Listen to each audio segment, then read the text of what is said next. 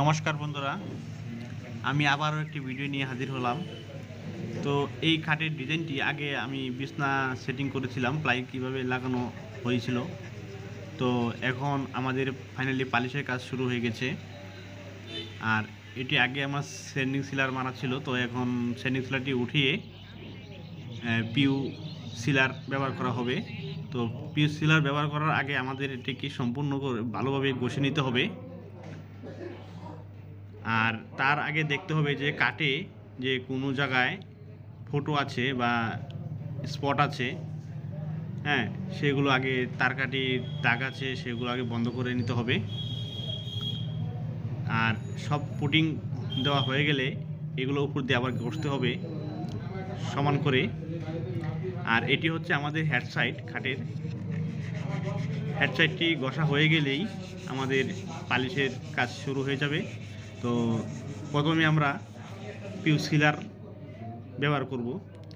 আর এদিকে আমাদের খাটের যে পাশি সাইডে যে পাশি থাকে, সে পাশির পাল্লা সেটিংয়ের কাজ চলছে। পাশিতে আমরা আগেই সিলার মেরেছিলাম, তো এখন পাল্লাগুলো সেটিং করে এগুলো আবার ঘষতে হবে। তো এদিকে আমাদের প্রায় ঘষার শেষের দিকে, এটি ঘষা হয়ে গেলেই আমাদের পালিশের কাজ শুরু হয়ে যাবে। তো পাশের এদিকে পাল্লা সেটিং হয়ে গেছে। আমরা একটি পাশিতে দুটি করে পাল্লা সেটিং করেছি। তো আমাদের খাটের ব্যাক সাইড ও ফ্রন্ট সাইড সম্পূর্ণ ঘষা হয়ে গেছে। এটি হচ্ছে পিছন সাইডের ডিজাইনটি। তো এখন আমাদের সিলার মিক্সার করা হচ্ছে। তো ভালো করে মিক্সার করে নিতে হবে।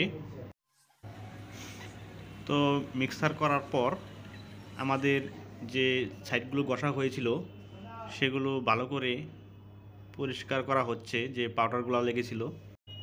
ভালো করে পরিষ্কার করার পর তো আমাদের এখন ফাইনালি পালিশের কাজ শুরু হয়ে গেছে। তো আমরা এখন পিউ সিলার ব্যবহার করছি। তো আমরা খুব হালকা করে সিলার মারছি, যে অনেকেই করে আমরা এটাকে দুইবার করে মারব, যে যেমন খুশি তেমনভাবে মারতে পারে, ব্যাপার না।